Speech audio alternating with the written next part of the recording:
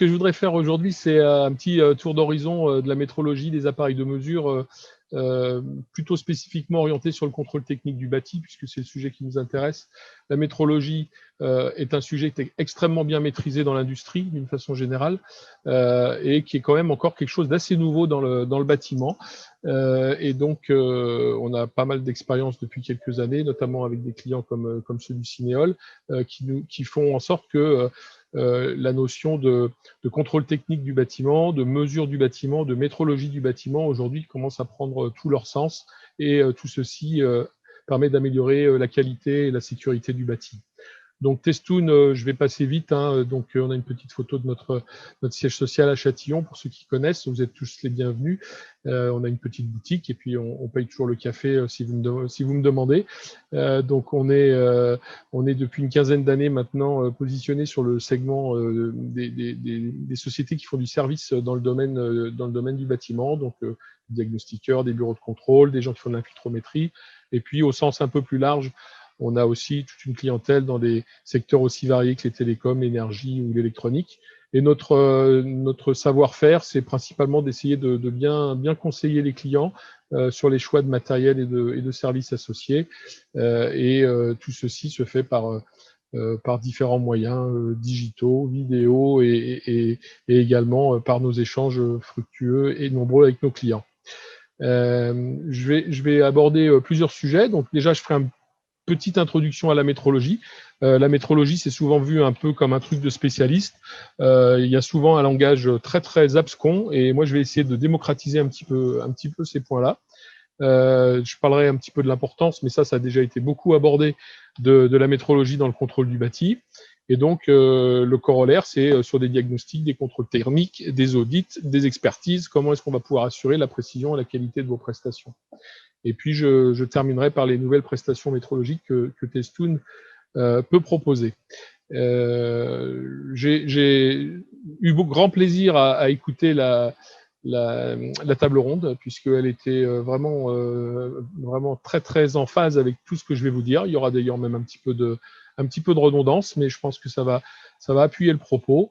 C'est assez intéressant, effectivement, de voir que on a déjà des populations qui ont différents niveaux d'intérêt pour ce sujet. Donc, le Cinéol, par exemple, qui est extrêmement impliqué dans tous ces dossiers sur la précision et la métrologie du bâtiment. Les diagnostiqueurs, je suis complètement d'accord avec ce qui a été dit. Ils sont en général très, très bien équipés, c'est-à-dire qu'ils ont le bon matériel. C'est rarement les diagnostiqueurs qui n'ont pas le matériel adapté à leur activité, parce qu'ils ont des systèmes de formation et de certification qui assurent que le matériel est adapté.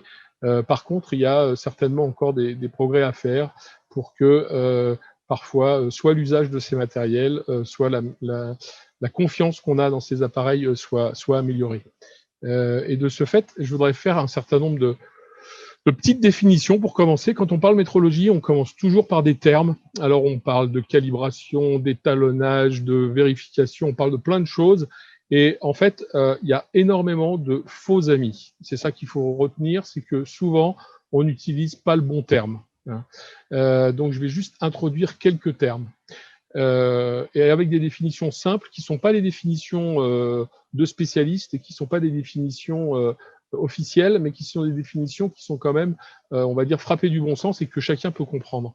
Donc la métrologie, pour faire simple, c'est l'ensemble des activités qui vont permettre d'assurer la confiance qu'une mesure est juste. Alors, déjà, dans ce terme-là, il y a beaucoup de choses.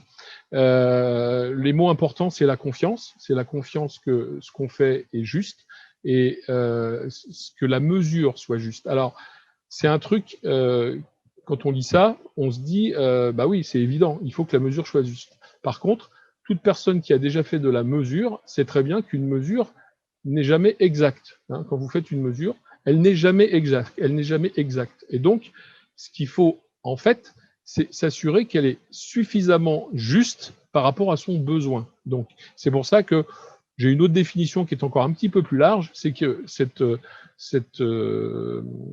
confiance soit suffisante par rapport à l'objectif fixé, et puis plus généralement par rapport aux besoins de justesse de votre activité. Voilà, tout simplement.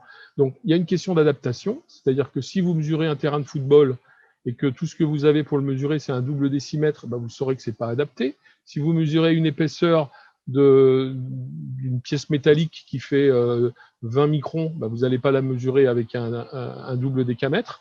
Donc, il y a un problème d'adaptation, mais une fois que l'adaptation elle est bonne, il faut aussi savoir si l'appareil de mesure que l'on a, il vous donne le niveau de justesse dont vous avez besoin. Donc ça, c'est la première chose.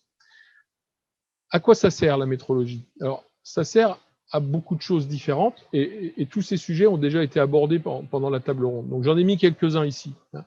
La première chose, c'est que ça peut me permettre effectivement de savoir si l'appareil que j'achète, il est adapté à mon usage. Moi, j'ai des clients. Première chose qu'ils me demandent, c'est « je voudrais acheter cet appareil, est-ce que vous pouvez me montrer un certificat d'étalonnage? Comme ça, je saurai si l'appareil est adapté à mon besoin. » Ça peut être de vérifier que la justesse donc, est conforme à mon besoin. On l'a dit tout à l'heure pendant la conf, les mesures que j'ai faites dans le passé sont valides. On va donc valider a posteriori tout le travail qu'on a fait pendant les X mois précédents. Dans l'autre sens, ça va être d'éviter qu'on ait des imprécisions, que l'on ait des faux positifs, des faux négatifs, et quand on doit prendre des décisions tous les jours pour dire c'est bon, c'est pas bon, eh bien, il faut éviter les faux positifs, il faut éviter les faux négatifs. Voilà. Il ne faut pas faire un DGI alors qu'il n'y en a pas. Par contre, il ne faut pas non plus faire l'inverse. Okay. Et bien évidemment, tout ceci, c'est lié à la notion de risque et de danger. Dans l'autre sens, on veut avoir une métrologie qui va me donner confiance que les mesures que je vais faire dans le futur seront justes.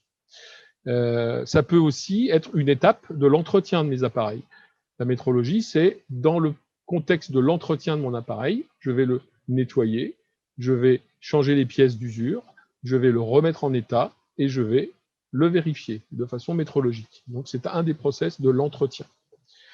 La métrologie, ça peut aussi me servir à obtenir des écarts entre mon appareil et la réalité afin de corriger les mesures pour qu'elles soient plus justes. On reviendra là-dessus tout à l'heure. D'une façon générale, ça peut me donner l'assurance à moi, mais surtout à mes donneurs d'ordre, les maîtres d'ouvrage qui sont mes clients, de la qualité et de la précision de mes prestations. Ça me permet également de prouver que je respecte le référentiel de mon métier et au final, ça peut aussi renforcer ma protection juridique et éventuellement dégager ma responsabilité en cas de pépin. Alors, s'il y a deux définitions à bien intégrer quand on aborde les sujets de métrologie, c'est l'étalonnage et la vérification. On utilise dans le domaine courant le mot étalonnage la plupart du temps à mauvais escient. C'est-à-dire que souvent, on a des clients qui nous disent l'étalonnage, c'est remettre l'appareil en état, par exemple. Bien non. Étalonner un appareil, ça ne l'a jamais réparé. Un étalonnage, parfois, c'est aussi une façon de le remettre dans ses spécifications. Eh bien non, ce n'est pas remettre dans les spécifications. Un étalonnage, c'est quelque chose de très simple. Ça consiste à comparer la mesure de son appareil avec cette même mesure réalisée avec un étalon, c'est-à-dire un dispositif réputé plus juste. Vous avez un mètre ruban, vous voulez vérifier qu'il mesure bien 1 mètre, vous allez effectivement le comparer à un mètre étalon qui est réputé plus juste. C'est ça un étalonnage. Ni plus, ni moins. Une fois qu'on a fait un étalonnage, qu'est-ce qu'on va obtenir? On va obtenir un écart. On va obtenir un écart entre la mesure que l'on fait et la mesure de l'étalon. Et cet écart, il est toujours grévé d'une incertitude. C'est-à-dire qu'on va dire, mon mètre, je pensais qu'il faisait 1 mètre. En fait, il fait 1,02 mètres avec une précision de plus ou moins 10 mm. C'est-à-dire qu'on donne un écart, 20 mm, et une précision, plus ou moins 10 mm.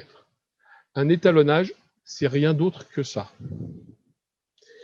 Ensuite, bon, comme je disais, ce n'est ni une vérification, ni un ajustage, ni une réparation, ni une calibration, ni un calibrage.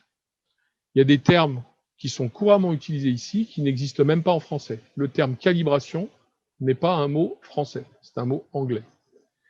Et donc, le deuxième terme qui est extrêmement important, c'est le terme vérification. Alors, très souvent, on a tendance à penser qu'une vérification, c'est beaucoup plus simple qu'un étalonnage. D'ailleurs, il y a des gens qui m'ont dit, quand on a fait la norme électrique, la 16600, donc la dernière version de la 16600, je reviendrai là-dessus. Quand on a fait la dernière version de la 16600, on a beaucoup discuté pour savoir si on allait imposer l'étalonnage. Et en fait, on a voulu quelque chose de plus simple et on a imposé une vérification. Mais en fait, une vérification métrologique, puisque c'est ce dont il s'agit, une vérification métrologique, qu'est-ce que c'est? Vérification, c'est établir une conformité par rapport à un objectif. Donc, par exemple, on va dire mon erreur maximale tolérée, c'est 5 mm. Sachant que j'ai fait une erreur de 20 mm, je suis donc non conforme. Donc, une vérification, c'est j'utilise les données de l'étalonnage, et les données de l'étalonnage comparées à un objectif vont m'amener à faire un jugement de conformité. Ce jugement, il peut être conforme ou non conforme. Donc, une vérification métrologique, c'est le processus qui, après un étalonnage, avec des procédures, va permettre d'établir une conformité et établir un constat de vérification métrologique. Voilà. S'il y a deux choses à se rappeler, c'est ça. Étalonnage, on compare par rapport à un étalon. Vérification métrologique, on vérifie une conformité. Il y a un terme important dont on parle souvent également, c'est la traçabilité. La traçabilité, ça veut dire qu'un étalon, il est réputé juste, mais il n'est peut-être pas très juste.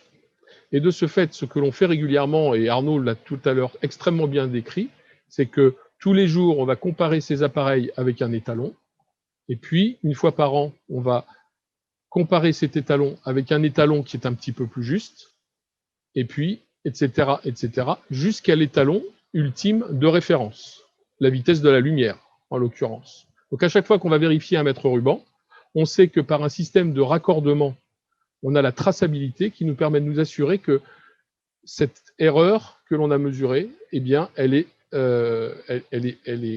corrélée avec la vitesse de la lumière qui est l'étalon ultime. Okay, c'est ce qu'on appelle la traçabilité, et donc on crée une chaîne de traçabilité métrologique avec des étalons. Il y a un dernier terme qui est un terme métrologique également qui est important à connaître, c'est la notion d'ajustage. Donc l'ajustage, cela consiste à régler l'appareil de telle façon qu'il réduise les écarts constatés lors de l'étalonnage dans un but d'améliorer sa justesse et éventuellement le remettre en conformité.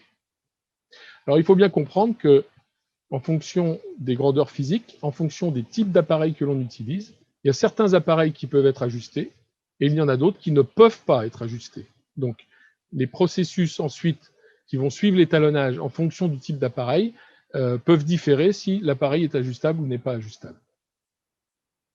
Donc, comment est-ce qu'on réalise une prestation métrologique? Une prestation métrologique, elle est généralement réalisée dans un laboratoire. Donc, un laboratoire, ça veut dire un environnement maîtrisé.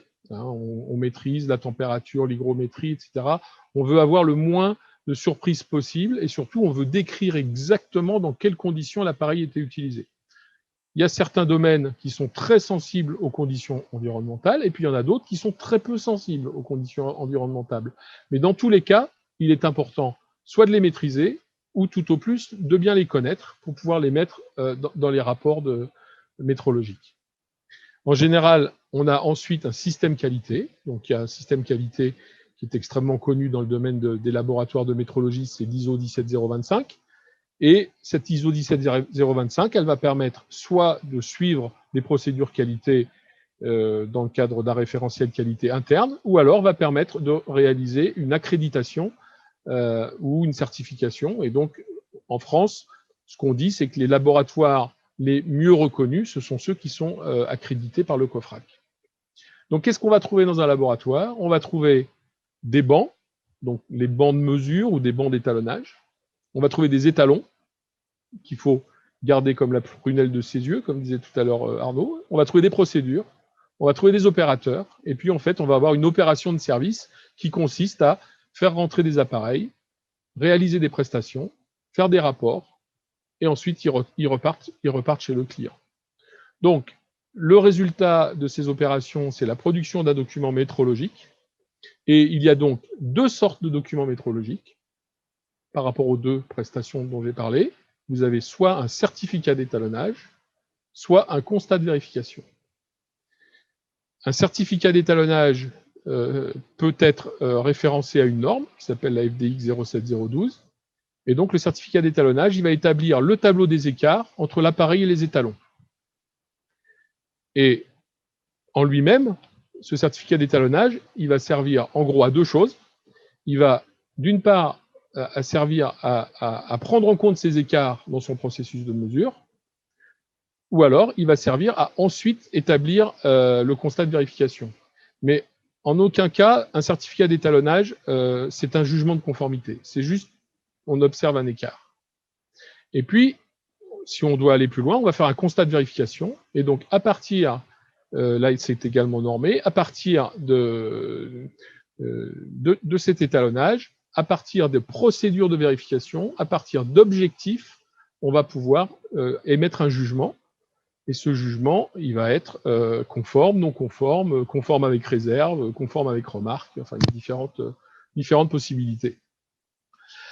Un constat de vérification peut inclure un relevé de mesure, c'est-à-dire, en gros, la même chose que ce qu'on aura dans un certificat d'étalonnage, ou alors, il peut être produit sans relevé de mesure. On a des clients qui n'ont pas besoin du relevé de mesure, ils vont juste demander un jugement de conformité. Mais ce n'est pas parce qu'il n'y a pas de relevé de mesure qu'il n'y a pas eu d'étalonnage. L'étalonnage a été fait et ensuite on a utilisé pour réaliser le constat de vérification. Dernière chose, si jamais l'appareil, suite à un étalonnage, nécessite un ajustage, c'est-à-dire qu'on va faire on va ajuster pour le rendre plus juste, à ce moment-là, on peut établir un constat de vérification avec deux volets. La vérification avant l'ajustage, c'est-à-dire ce qu'on avait dans le passé, on fait l'ajustage, et puis une conformité après ajustage, et à ce moment-là, on va pouvoir dire qu'est-ce qu'on a à partir de maintenant. Je vous montrerai quelques exemples après. Alors, j'ai une petite question, là, c'est un petit sondage, là. Je ne sais pas si... J'en avais un autre tout à l'heure, mais apparemment, il a disparu des slides, je ne sais pas pourquoi. Est-ce que vous pouvez me lancer un sondage avec ces questions, ce qu'on a... Enfin, je ne sais pas, à moins que tu aies la question 1. La question 1, je l'ai. Je me posais juste la question pourquoi il avait disparu. On peut faire les deux, je t'entends très mal. Voilà, je disais la question 1, je l'ai aussi. Je ne sais pas pourquoi il a disparu. C'est peut-être un copier-coller d'un document. Alors, je peux projeter la question 1 si tu veux. Allez, la question 1. Sauf que je ne vais pas la voir, moi. Alors, attends, il va falloir que je la retrouve. Ou tu peux les lire, les questions, s'il te plaît?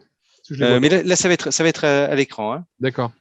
Allez, je donne le vote. Et la question, c'est pour vous, tu peux la lire, hein, peut-être la question. Alors, pour vous, la métrologie des appareils de mesure, c'est indispensable, parce que mesurer sans avoir une preuve de la justesse, c'est impensable pour vous.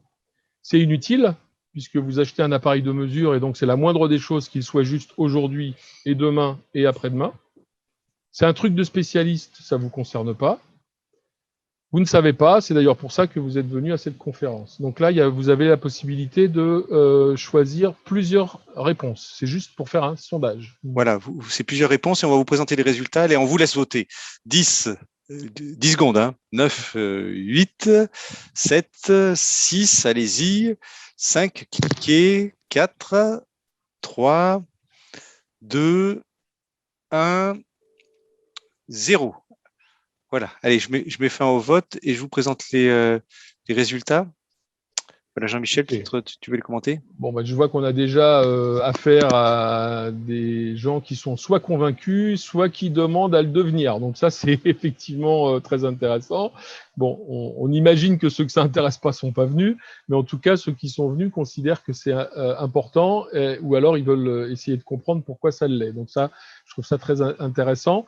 Donc, normalement, ce premier sondage, il aurait dû être fait en début de présentation. Et donc là, j'ai une deuxième question et ce sera la dernière. Moi, ça m'amuse beaucoup de faire ces sondages, mais bon, on va pas faire que ça. Donc maintenant que j'ai expliqué ce que c'était qu'un constat de vérification, je vais vous poser une autre question. Donc, par rapport à le fait d'établir, donc c'est chez soi, comme a dit Arnaud, ou le faire établir par un prestataire pour vos appareils de mesure.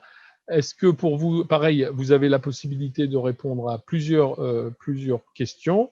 Enfin, vous pouvez faire un choix multiple. Donc, pour vous, c'est obligatoire parce que votre métier vous y oblige. On a entendu, par exemple, dans le cadre de l'infiltrométrie. C'est utile parce que ça vous permet de connaître précisément l'état de votre parc. C'est important parce que ça vous protège juridiquement de diagnostics erronés.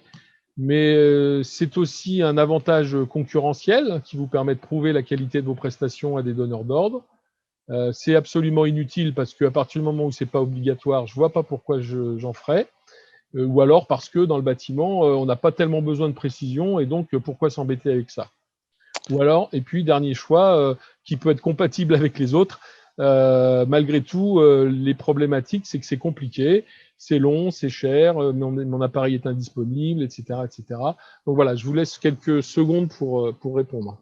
Allez, on vous laisse 10 secondes. 9, 8, 7, 6, 5, 4, 3. Je ne sais pas si les secondes sont réglementaires, hein, il faudrait les étalonner aussi. Ouais. 1, 0. Mettre fin au vote. Allez, et je vous partage les résultats, Jean-Michel. Sous le contrôle de Maître Pérez. Donc, le côté protection juridique de vos diagnostics erronés, c'est ce qui sort en premier. Donc, très bien. Ça me surprend un petit peu, mais c'est super. En tout cas, ça montre qu'effectivement, la notion de responsabilité est là chez nos amis diagnostiqueurs. Et puis derrière, toutes les autres bonnes raisons, je vais dire, dépassent 50%. Donc ça veut bien dire que c'est un sujet qui prend de l'importance dans nos métiers. Voilà. Et puis personne trouve que c'est inutile. Un certain nombre trouvent que c'est compliqué. Et effectivement, je suis pas complètement en désaccord avec ça. C'est pas toujours très simple de bien comprendre les prestations et le fait de s'astreindre à le faire, lorsque personne ne nous le rappelle régulièrement, eh bien c'est parfois quelque chose qui dérange. Voilà. Alors, il y a une question qui est permanente quand on nous parle d'étalonnage ou de vérification, puisque je vais parler que de ça maintenant, étalonnage ou vérification, c'est à quelle fréquence je dois le faire. En gros, la question, c'est tous les combien je dois étalonner mon matériel. Bon. Eh bien, tout à l'heure, Arnaud a dit, c'est les fabricants ou c'est le référentiel. Alors, il a raison, mais j'établirais plutôt une hiérarchie dans ses réponses. Pour moi, la première vraie raison, c'est parce que c'est fixé de manière réglementaire. Hein, donc la réponse ne dépend pas du fabricant, elle dépend d'abord de votre référentiel réglementaire. Donc elle peut être fixée de façon très précise, par exemple dans la 50784 pour l'infiltrométrie, où on vous dit le manomètre, c'est tous les ans, c'est COFRAC, c'est tel programme. Le ventilateur, c'est tous les 2 ans, c'est COFRAC, c'était le programme. Voilà ce que vous faites de vos certificats, vous récupérez vos résultats, vous réintégrez les écarts dans le logiciel, voilà, tout est réglementé. Et puis, Calibat vous demande vos certificats tous les ans, et puis vos rapports, vous avez à mettre vos certificats dans vos rapports. Donc ça, c'est à la limite le plus simple. C'est-à-dire que quand c'est dans une réglementation, c'est beaucoup plus simple que quand ça ne l'est pas. Il peut y avoir des recommandations. Par exemple, sur le Diagélec, on vous recommande tous les 3 ans. Donc, on reviendra sur cet exemple. Ça peut être fixé par le donneur d'ordre. Tout à l'heure, quelqu'un l'a dit. Vous travaillez pour l'EDF, quel que soit ce que vous faites, vous travaillez pour l'EDF, vous utilisez un appareil de mesure, vous êtes tranquille, ils vont vous demander vos certificats. Vous travaillez pour la SNCF, ils vont vous demander vos certificats. Certains marchés publics vont vous les demander. Donc, et puis, c'est eux qui vont vous dire, il faut qu'il soit pas trop vieux, votre certificat. Hein, c'est comme le cabis de moins de 3 mois. Hein, c'est voilà, le certificat de moins de 3 mois, moins de 6 mois, moins d'1 an. Il peut être fixé par votre propre système de gestion de la qualité. Ce qu'on voit, nous, c'est que les entreprises, surtout quand elles grossissent, c'est-à-dire quand on part d'une petite entreprise avec une seule personne, puis qui devient une entreprise avec 200 diagnostiqueurs ou une multinationale, il y a un moment où le management de la qualité, la question se pose. Et à partir du moment où la question se pose, eh bien forcément, la notion de vérification et donc la notion de métrologie sur les appareils de mesure va se poser. Ça peut être une bonne pratique qui est reconnue par une profession, qui est reconnue par un groupe de travail, qui est reconnue par un syndicat professionnel. Par exemple, les bureaux de contrôle, au sein de leur syndicat Filiance, ils ont des groupes de travail dans lesquels ils définissent des règles métrologiques, quelles sont nos mesures critiques, nos mesures non critiques, et ensuite ils discutent de ça avec le COFRAC pour se mettre d'accord sur un référentiel commun. Voilà. Ça peut venir comme ça. Et puis, au final, ça peut effectivement être une recommandation du fabricant, du distributeur ou du laboratoire. Un laboratoire, quand vous leur envoyez un appareil, en général, ils vous disent l'appareil a été étalonné le 12 juin, prochain étalonnage le 12 juin de l'année prochaine. D'accord ? Pourquoi est-ce qu'ils mettent ça, à votre avis ? Tout simplement parce qu'ils ont envie que vous reveniez l'année prochaine. Hein. C'est la principale motivation. Et donc, est-ce que c'est la bonne réponse ? Pas forcément. Les fabricants, c'est un peu pareil, si vous voulez. Moi, je travaille avec de nombreux fabricants pour le même type d'appareil. Vous leur demandez la recommandation constructeur, par exemple pour l'électricité. Un fabricant va nous dire « Oh là là, ces appareils, c'est important de les étalonner tous les ans, donc la recommandation, c'est de les ramener en étalonnage tous les ans. » Alors vous dites « Tiens, ce fabricant est quelqu'un de sérieux. Okay » Et puis vous allez voir son concurrent. Et puis le concurrent, vous lui demandez c'est quoi la périodicité d'étalonnage de votre appareil qui est à peu près qui fait la même chose que celui du concurrent. Et il vous répond ah non, nous c'est 3 ans parce que nos appareils ils dérivent pas beaucoup. Okay ? Qui croire ? Celui qui vous dit il faut que ce soit tous les ans ou celui qui vous dit que c'est 3 ans ? Est-ce que ça veut dire que celui qui vous dit tous les ans dérive plus que celui qui vous dit tous les 3 ans ? En fait, pas du tout. Ça n'a rien à voir. C'est parce que, en général, celui qui vous dit 1 an, c'est parce qu'il a un business d'étalonnage et il veut faire tourner son business. Ceux qui vous disent 3 ans, c'est parce qu'ils n'ont pas de business d'étalonnage. Une fois qu'ils vous ont vendu leur appareil, ils ne veulent surtout pas le voir revenir. Donc, si vous voulez, il faut vraiment interpréter les recommandations des fabricants, surtout lorsque c'est les commerciaux qui vous disent ça. Si vous demandez après à des techniciens, etc., vous pouvez, je pense, chercher à gratter un petit peu plus. Mais moi, je me fie très peu, en fait, aux recommandations des constructeurs. Alors, tous mes partenaires qui m'écoutent, ils vont certainement me taper sur les doigts tout à l'heure, mais bon, c'est comme ça. Et puis, au final, ça peut être basé sur votre propre jugement professionnel, en fonction de votre expérience, votre expertise, de votre évaluation du risque associé aux non-conformités, et puis éventuellement à l'analyse de la dérive de vos appareils. On va en parler tout à l'heure. Il y a des appareils qui dérivent beaucoup, et puis il y en a d'autres qui dérivent très peu. Et donc, il n'y a pas de règle générale. Ceux qui demandent s'il faut étalonner tous ces appareils tous les ans, la réponse est non. Il y a certains appareils, ce sera tous les ans ou tous les 6 mois, puis il y en a d'autres, tous les 3 ans suffisent. Donc, quelques exemples de référentiels dans le domaine du bâtiment qui sont plus ou moins précis, puisque ça a été également largement abordé pendant la table ronde. Il y a des mesures telles que celles qui sont liées aux réglementations thermiques 2012-2020, mais également des réglementations acoustiques ou d'autres réglementations sur la construction neuve. Les règles liées à la construction neuve, en général, décrivent de façon très précise les mesures qu'il faut faire pendant le chantier, et à la fin du chantier ou après le chantier. Et en général, les exigences métrologiques sont très fortes. C'est là où on va trouver effectivement les mesures d'étanchéité à l'air, comme le COFRAC pour les portes soufflantes, comme le LNE pour les sonomètres. Cédric en a parlé aussi. Et puis, on a une nouvelle réglementation qui va arriver dans le cadre de la réglementation RE 2020. C'est les mesures de débit aux bouches, dans lesquelles on s'annonce aujourd'hui l'utilisation d'un protocole qui s'appelle Promévent. On a déjà eu l'occasion d'en parler dans ces conférences, dans lequel il y aura également des vérifications COFRAC à effectuer. On a les mesures de la QAI, on en a parlé déjà, donc je ne vais pas m'appesantir là-dessus, mais dans les ERP, on sait qu'il y a plusieurs façons de faire ces diagnostics, et donc il y a une mesure laboratoire qui est faite sous accréditation COFRAC, et donc qui est bien bordée, et puis il y a des mesures par autocontrôle qui sont beaucoup moins bordées. Et là, c'est à chacun de déterminer dans quel référentiel il va se situer. S'il utilise du matériel avec des fournisseurs sérieux qui vont recommander une périodicité métrologique assez régulière, car la sensibilité des capteurs de qualité d'air dérivent quand même assez régulièrement. On a parlé du CO2. On a des nouveaux capteurs depuis quelques années qui dérivent moins que ceux qu'on avait il y a 5 ou 6 ans. Il y a 5 ou 6 ans, il fallait étalonner ces appareils tout le temps. Avant la mesure, après la mesure, tous les ans. Enfin voilà, il y avait toujours des choses à faire. Maintenant, on a amélioré la technologie et ça marche un peu mieux. Pour le diagnostic immobilier, alors on a parlé du plomb, le resourcing, ça le sujet a été traité. Les mesures avant travaux, l'empoussièrement sous accréditation COFRAC, il y a un référentiel très précis. Et puis on a plusieurs certifications sur lesquelles c'est pas très clair et c'est même parfois scandaleusement imprécis, je dirais, pour le gaz notamment. Sur ce qui concerne la loi Carrez, il n'y a pas de règle. Il n'y a pas de règle, mais le risque d'erreur est sanctionné. Donc, le risque d'erreur étant sanctionné, vérifier ces télémètres n'est quand même pas un luxe. Dans le domaine de l'électricité, la 16600 est assez précise sur le sujet, mais ce n'est qu'une recommandation. Sur le gaz, la 45500 est très, très imprécise, d'autant plus que la précision de la mesure, elle n'est pas facile à faire, cette mesure, avec une grande précision.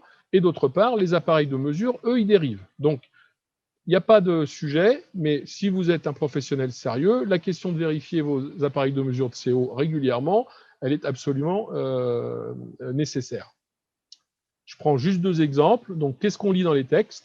Sur la 16600, on lit que les appareils de mesure sont conformes aux normes NF EN 61557 et 61010. Ça assure l'adéquation du produit avec le besoin. Donc, si vos appareils sont conformes 61557, c'est que votre produit va pouvoir faire le job. Donc ça, c'est déjà très bien. C'est-à-dire que la norme dit quels sont les appareils qui sont utilisables pour ce diagnostic. Et donc, par défaut, ceux qui ne sont pas conformes à cette norme, vous ne pouvez pas les utiliser pour ce diagnostic. Donc ça, c'est bien. La deuxième chose, c'est qu'on vous recommande de faire un constat de vérification selon la norme X0711, donc ça doit vous rappeler quelque chose, ça s'appelle un constat de vérification métrologique. Ça veut dire que, au-delà de dire est-ce que mon appareil fonctionne, parce qu'on pourrait penser qu'une vérification, c'est juste vérifier qu'il marche, eh bien non, c'est pas uniquement vérifier qu'il marche, c'est qu'il marche et qu'il est dans les spécifications annoncées. Pour le gaz, on vous dit, dans la NFC 45500, on vous dit les appareils de mesure et le matériel suivant, un appareil de mesure de la teneur en monoxyde de carbone. On ne vous dit rien, on ne vous donne pas une norme sur l'appareil, on ne vous dit pas s'il doit être précis, on ne vous dit pas à quelle vitesse il est capable de détecter du monoxyde de carbone, on ne vous dit pas avec quelle précision, on ne vous dit pas selon quelle gamme, on ne vous dit rien. Donc, comme on ne vous dit rien, c'est vous qui êtes responsable de choisir le bon appareil et de s'assurer qu'il reste le bon appareil pendant les multiples années pendant lesquelles vous allez l'utiliser, parce que pour se dédouaner, la norme, elle vous dit un truc très simple, elle dit les appareils de mesure doivent être utilisés et maîtrisés de façon à assurer que l'aptitude de mesure est compatible avec les exigences de la mesure. Donc, dès que vous allez avoir un avocat qui va tomber sur cette phrase, il va vous poser des questions. Ça, vous pouvez être tranquille. Par contre, ça a l'air de rien. Ça donne juste l'impression que, voilà, on sait utiliser ces appareils. Alors, voilà, ça termine cette première et deuxième partie de ma présentation. J'ai pris un petit peu de retard, mais je voudrais prendre quand même 5 minutes supplémentaires parce que, en fait, pour moi, cette présentation et cette conférence, elle tombe plutôt bien puisque elle nous permet à Testoon de vous présenter des nouvelles prestations que l'on est en train de dévoiler, de mettre en place. Ça fait maintenant un mois et demi qu'on propose ces prestations. On n'a pas encore fait beaucoup de publicité parce qu'on est en train de faire les derniers réglages. Mais ce que je voulais vous annoncer, c'est que Testoon a créé un laboratoire de métrologie, donc dans notre siège de Châtillon. Et dans ce laboratoire de métrologie, donc c'est un investissement important puisqu'on a créé un laboratoire, c'est-à-dire une salle avec un environnement contrôlé, et on propose 3 prestations d'étalonnage et de vérification qui sont spécifiques pour les diagnostiqueurs. Donc, on a un banc ici à gauche qui permet de vérifier les appareils de mesure du monoxyde de carbone. On a un banc ici qui permet de vérifier les contrôleurs d'installation électrique multifonction. Et on a un 3e banc ici qui nous permet de vérifier les télémètres laser. Donc, si on rentre un petit peu dans le détail, j'aille dans le bon sens. Donc, pour l'appareil de mesure du monoxyde de carbone, ce qu'on est capable de faire, notamment sur le matériel que l'on commercialise depuis une dizaine d'années maintenant pour les diagnostiqueurs dans le cadre du monoxyde de carbone. Notre banc nous permet, à partir de gaz étalon, à partir de bouteilles de gaz étalon, dont on voit les caractéristiques ici, nous permet d'une part de faire un étalonnage, c'est-à-dire de vérifier s'il y a des écarts, mais on peut, sur certains appareils, faire nous-mêmes l'ajustage, c'est-à-dire qu'on est capable de remettre le produit dans ses spécifications. Et là, ça fait maintenant 1 mois qu'on a cette expérience, et aujourd'hui, ce qu'on peut dire, ce qu'on peut annoncer, c'est que les appareils de mesure qui, à notre sens, doivent être capables de mesurer avec des précisions de l'ordre de 2 ou 3 ppm lorsque vous mesurez du 20, 25 ou 50 ppm, qui sont les seuils de la norme, les appareils de mesure, ils dérivent quand même assez rapidement et il est nécessaire de les réajuster quelque part entre 1 et 3 ans. Et là, on a par exemple un exemple d'un appareil qui nous est arrivé non conforme sur le 50 ppm et les 250 ppm. Il est conforme à 10 ppm. Donc, il mesure 9,40 au lieu de mesurer 10,10. Donc, il a un écart de 0,5. Non, pardon, il a un écart de, oui, c'est ça, de 1 ppm. Et il était non conforme sur les 2 autres points. Et donc, après être intervenu au niveau du logiciel interne de l'appareil, on le remet en conformité. Donc, la prestation consiste à faire un ajustage après un étalonnage initial et ensuite un étalonnage après ajustage. Et donc, le constat de vérification va se présenter de cette façon. Pour l'électricité, on a fait l'investissement d'un appareil qui permet de faire la simulation complète de tout ce qu'on trouve sur une installation électrique. Donc, il va simuler la tension, la terre, les disjoncteurs différentiels qui ont des temps de disjonction, des courants de disjonction différents, des problématiques d'isolement. Et donc, on va simuler complètement à partir d'un appareil un appartement qui aurait toutes les conditions possibles et imaginables.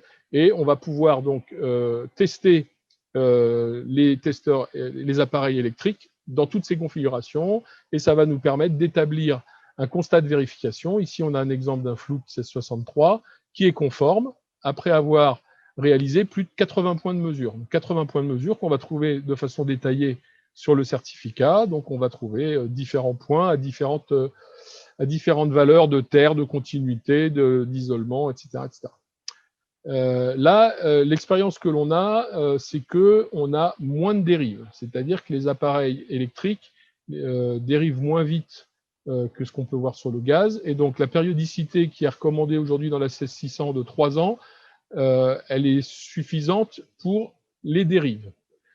Par contre, comme pour l'infiltrométrie, je dirais, le fait de passer ces appareils au banc d'essai vont permettre de trouver éventuellement des dysfonctionnements sur certaines fonctions. Et donc, ne serait-ce que comme mesure de maintenance préventive ou comme mesure d'entretien du matériel, de faire un constat de vérification tous les 3 ans, ça va permettre de voir des appareils qui pourraient être non fonctionnels sur certaines fonctions ou auraient des écarts de mesure importants sur une ou 2 fonctions. Ça nous arrive, par exemple, aujourd'hui, de faire des certificats conformes avec une remarque. Donc, par exemple, on va dire, votre appareil, il est conforme. Par contre, on trouve une instabilité assez importante sur la mesure de continuité. Et donc, on vous recommande de faire un étalonnage dans 1 an pour voir si votre appareil est en train de vous lâcher, quoi, en gros. Donc, c'est des choses que l'on commence à maîtriser.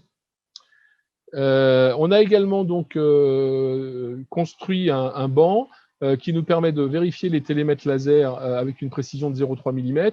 Il faut savoir que les télémètres, ils ont en général une précision qui est de l'ordre de 1 à 2 mm. Normalement, un étalon, il doit être au moins 3 fois meilleur que ce qu'on veut étalonner. Donc ici, on a un banc qui est à 0,2, 0,3. Donc on a réalisé cet objectif. Ce qu'on a fait par contre, c'est que c'est un banc courte distance, c'est-à-dire qu'il mesure sur des courtes distances. Pourquoi? Parce que aujourd'hui, personne ne sait vraiment étalonner les appareils de ce type-là à longue distance pour un budget raisonnable. Si vous voulez étalonner un télémètre laser au-dessus de 10 mètres aujourd'hui, il faudra probablement faire appel au LNE, vous allez payer 400, 500 euros et vous allez avoir quelque chose qui vous coûtera beaucoup plus cher que de changer votre télémètre laser, alors que les fabricants de télémètres comme Leica nous ont conseillé de faire comme ça, dans la mesure où une erreur de mesure se voit en dessous d'un mètre. C'est-à-dire que un télémètre laser, c'est un appareil qui a deux appareils de mesure, un qui va être très précis en dessous d'un mètre, et au-dessus d'un mètre, il va compter les mètres. C'est comme si vous aviez un décamètre qui compte les mètres, et vous avez ensuite un appareil plus précis. Et ils nous ont prouvé que les défauts de fonctionnement des télémètres laser, on allait les trouver à courte distance. Donc c'est ce qu'on propose et c'est ce qui nous permet de faire une prestation qui soit économiquement raisonnable. Voilà, c'est ma dernière slide. Je pense qu'après, on prendra des questions. Je voudrais quand même partager un élément supplémentaire, c'est que, et ça a déjà été dit aussi, c'est que la précision globale d'une prestation de mesure, c'est pas uniquement lié à l'erreur de l'appareil de mesure. La précision globale, elle dépend de nombreux facteurs. Effectivement, tout à l'heure, c'était amusant parce qu'on disait, ben voilà, la façon la plus simple de mesurer la surface d'un appartement, c'est de demander au propriétaire. Donc ça, c'est une méthode. Okay, cette méthode, elle est entachée d'erreurs. Okay, et donc, l'erreur due à la méthode choisie, elle est parfois laissée libre à l'opérateur. Et même si on ne va pas jusqu'à demander la surface au propriétaire, on sait très bien, et tous les gens qui font des lois Carrez, aujourd'hui, ils savent très bien que mesurer la surface d'une pièce complexe, eh bien, vous mettez 5 diagnostiqueurs, vous allez avoir 5 méthodes différentes. Et de ce fait, on a probablement des résultats qui peuvent être différents à cause de la méthode. Les erreurs, elles peuvent être aussi dues à l'environnement, donc ça dépend également du type de mesure. Et puis, bien sûr, l'erreur, elle peut être due à l'opérateur, qui est mal formé, qui n'a pas le bon produit, etc., etc., etc. Voilà. Donc, il y a certaines. Pourquoi j'en parle? Parce qu'il y a certains référentiels métiers, et ça, parfois, c'est pas très facile à comprendre. Il y a certains référentiels métiers qui vous demandent de respecter une erreur maximale tolérée globale, c'est-à-dire qu'on vous demande de respecter une erreur maximale qui va prendre en compte l'erreur de l'appareil de mesure, mais également l'erreur de la méthode, mais également l'erreur de l'opérateur. Et donc, cette erreur globale, elle peut être documentée dans un référentiel. Je donne un exemple. Promevent va vous dire l'erreur maximale tolérée globale, c'est 10%. Ça ne veut pas dire que l'appareil de mesure, il doit être à 10%. Ça veut dire que l'ensemble des erreurs doit faire 10%. Et donc, ça, ce n'est pas toujours facile à comprendre parce que, évidemment, si on veut améliorer l'erreur globale, on peut améliorer tous ces paramètres. On peut améliorer l'environnement, on peut améliorer la méthode, on peut améliorer l'opérateur et aussi on peut améliorer la précision de l'appareil de mesure. Voilà. Donc, la métrologie, c'est important, mais ça ne fait pas tout. Voilà. C'est en gros la conclusion. Si vous avez des questions maintenant, je ne sais pas s'il y a eu des questions qui sont posées, je pense que Xavier va revenir pour me dire s'il y en a ou s'il y a encore des spectateurs d'ailleurs. Apparemment oui. Et donc oui. je suis prêt à prendre des questions maintenant et puis je suis prêt à en prendre plus tard dans les salles et je suis prêt à en prendre si on me téléphone, si on m'envoie un mail. Voilà, c'est pour ça que j'ai mis ces différentes choses. Voilà, mais merci Jean-Michel pour cette présentation. C'était super, très intéressant. En tout cas, de mon côté, les spectateurs nous donneront le jugement sur la satisfaction, mais en tout cas, effectivement, ça permet de recadrer tout ce sujet qui est un sujet qui est pas bien connu.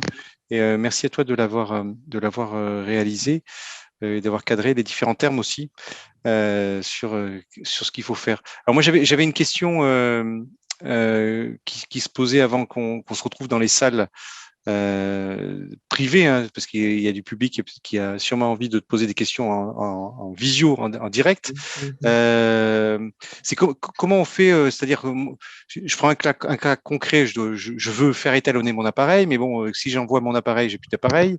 Et donc, comment ça se passe concrètement pour une prestation? Est-ce qu'il y a un appareil de remplacement quel est le délai pour étalonner? Est-ce que ça dépend? Bon, ça dépend à la fois, j'imagine, de l'étalonnage que vous devez faire chez vous, mais aussi de la charge de travail que vous avez. Alors, déjà, merci, c'est une bonne question parce que la raison pour laquelle Testoon a décidé d'investir dans ce laboratoire, c'est parce que justement, on est l'interface commerciale avec beaucoup de diagnostiqueurs et c'est une question qu'on nous pose depuis 10 ans. On nous dit, moi, je ferais bien étalonner mes appareils, mais c'est compliqué, ça coûte cher, ça prend longtemps. Et c'est vrai que jusqu'à maintenant, ça prenait surtout beaucoup de temps. Alors pourquoi ça prenait beaucoup de temps?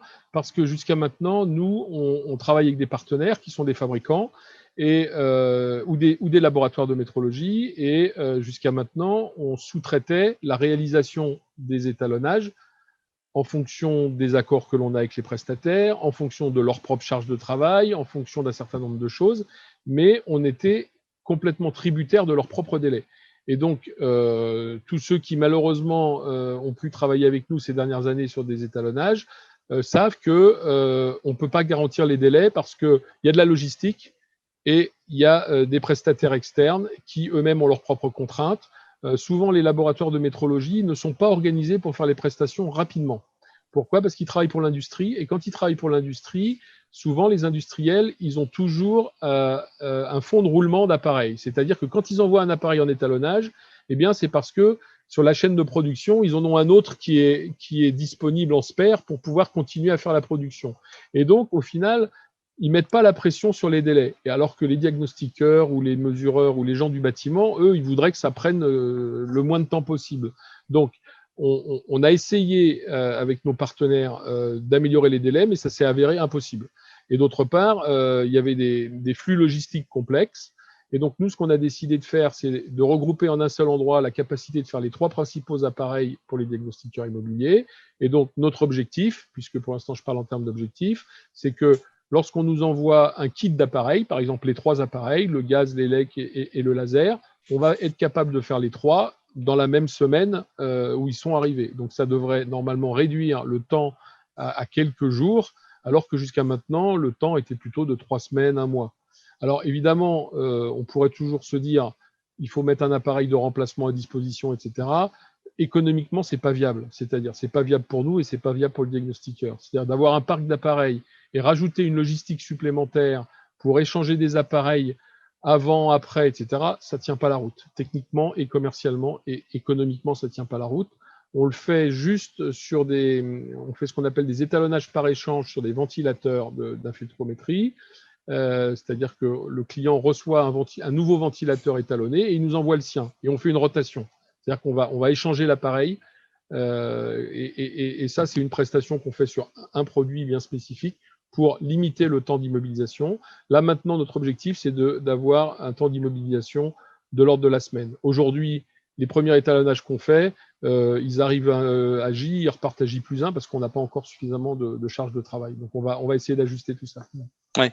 Est-ce qu'il y a d'autres prestations que vous avez prévues d'étalonnage prochainement C'est déjà pas mal. Ça fait 1 an qu'on travaille sur ce laboratoire, Ouais. qu'on met en place les investissements qui sont importants, les outils, les procédures. On apprend ce que c'est qu'un système qualité, etc., etc.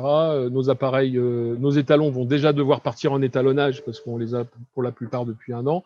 Donc voilà. Pour l'instant, on apprend.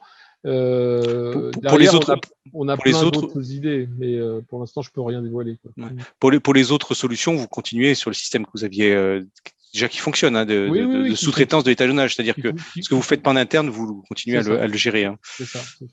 Donc vous laissez personne au bord de la route sur ces sujets-là. Donc, troisième question, c'est effectivement ce que j'ai compris, c'est que finalement le diagnostiqueur ou tout au moins l'opérateur doit mettre en place un tableau de suivi de ces appareils. Est-ce que finalement, ça, c'est quelque chose que vous pouvez prendre en charge aussi? C'est-à-dire de dire, je vais relancer telle personne à telle date parce que… C'est une très bonne question. En fait, c'est vrai que dès qu'on met en place un système qualité dans lequel on a des appareils de mesure, on doit avoir ce qu'on appelle un suivi de parc. Donc, un suivi de parc, ça veut dire avec ce qu'on appelle des fiches de vie de l'appareil. Et donc, effectivement, nos clients doivent avoir ce suivi de parc. Donc, un suivi de parc, pour un diagnostiqueur indépendant, c'est un fichier Excel avec la date des étalonnages. Et puis ensuite, il va de lui-même décider d'envoyer ses appareils à la prestation. On a, nous, dans le cadre du laboratoire, fait l'investissement d'un outil logiciel qui nous permet de faire le suivi de parc. Mais pour l'instant, on n'a pas encore activé cette partie du service. Mais c'est quelque chose que l'on peut mettre en place dès qu'on a déjà un petit peu de volume. Donc, on va garder en mémoire, bien sûr, toutes les prestations que l'on va faire, et ce qui nous permettra, dans un an, à commencer effectivement à reproposer une vérification périodique à nos clients, et donc de faire un suivi de parc. Voilà, super. Écoute, Jean-Michel, donc on va pouvoir te retrouver dans ta salle